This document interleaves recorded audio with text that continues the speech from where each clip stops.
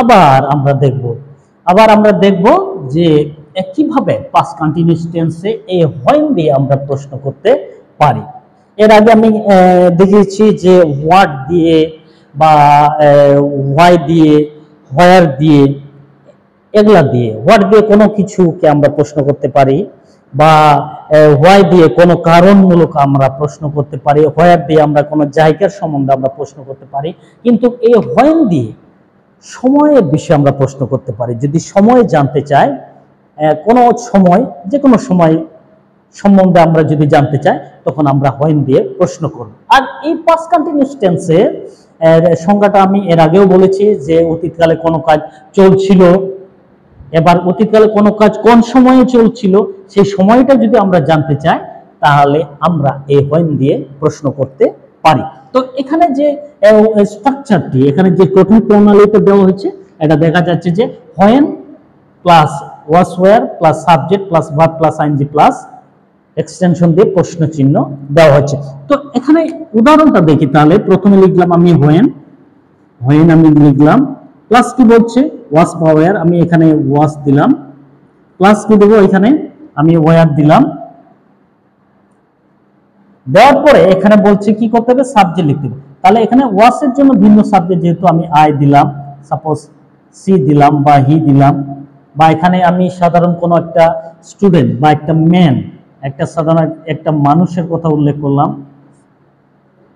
তারপরে এখানে দিলাম আমি সাপোজ ইউ দিলাম, বা এখানে দে দিলাম, বা এখানে একটা স্টুডেন্টস বা টিচার্স এটাও দেওয়া যেতে পারে, স্টুডেন্টস দিলাম, ঠিক আছে, বা এখানে আমি টিচার্স দিলাম, টিচার্স। কিন্তু অবশ্যই মনে রাখতে হবে এটা প্লুরাল ফর্ম হতে হবে।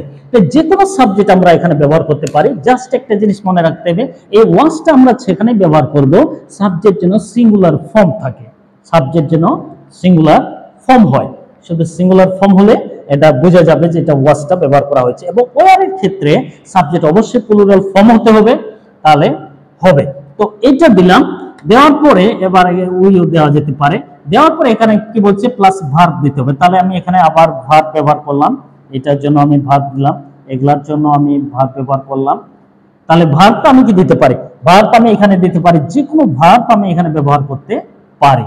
তো এখানে আমি ভার্ব দিলাম, তাহলে when was I going to college। তাহলে এখানে বলছে আমি কখন কলেজে যাচ্ছিলাম, আমি কখন কলেজে যাচ্ছিলাম।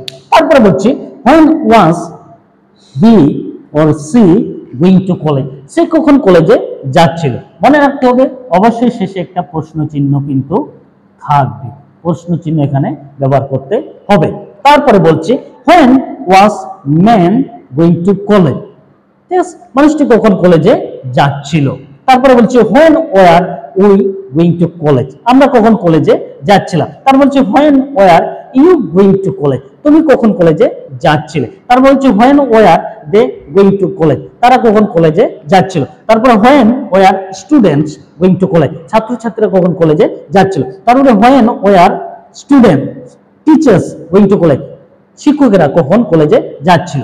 তাহলে এখানে শুধু ভার্বের সাথে আমি আরো অনেক সেন্টেন্স, এবার আমি বলছি when were student studying, আমি বলছি studying books দিলাম। তারপরে when was I playing, কখন আমি খেলা playing cricket, কখন আমি ক্রিকেট খেলা করছিলাম। তারপরে বলছি when was I reading, আমি এখানে রিডিং দিলাম, কখন আমি রিডিং নিউজপেপার দিলাম, নিউজপেপার, কখন আমি সংবাদপত্র পড়ছিলাম। তারপরে আবার বলছে when was I sleeping, কখন আমি ঘুমাচ্ছিলাম, এটা আমি দিলাম। তারপরে আমি আবার বলছি when was I watching TV, কখন আমি টিভি দেখছিলাম। when was I talking with friends দিলাম। তারপরে বলছে when was I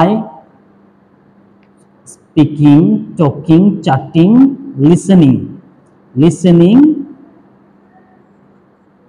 listening song, কোন রকম গানগুলো শুনছিলাম। তারপরে বলছে when was I sitting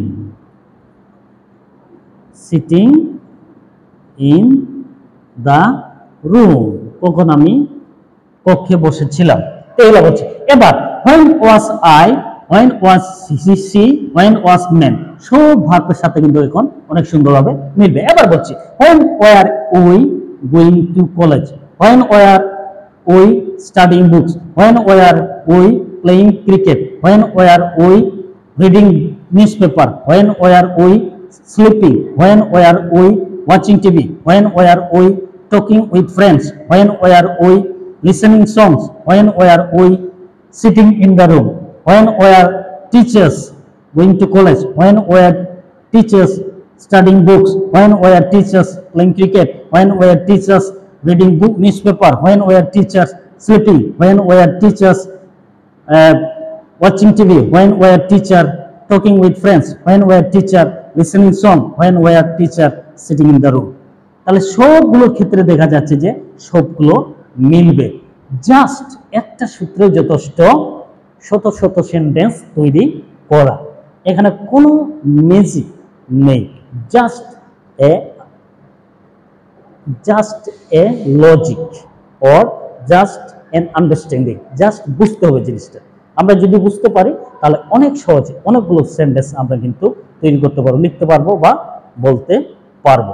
তো এইটা হলো একটা গুরুত্বপূর্ণ সূত্র যা আমাদের মানে ইচ এন্ড এভরি মুভমেন্ট, প্রত্যেকটি মুহূর্তে প্রয়োজন রয়েছে, যেটা জানলে আমরা অনেক সহজে কথা বলতে পারবো, অনেক সহজে লিখতে পারবো। তো আমি আশা করব আপনারা অনেক সহজে এটা বুঝতে পারছেন জিনিসটা, এবং এটা জানলে পরে আপনি আরো অনেক কিছু ইমপ্রুভ করতে পারবেন।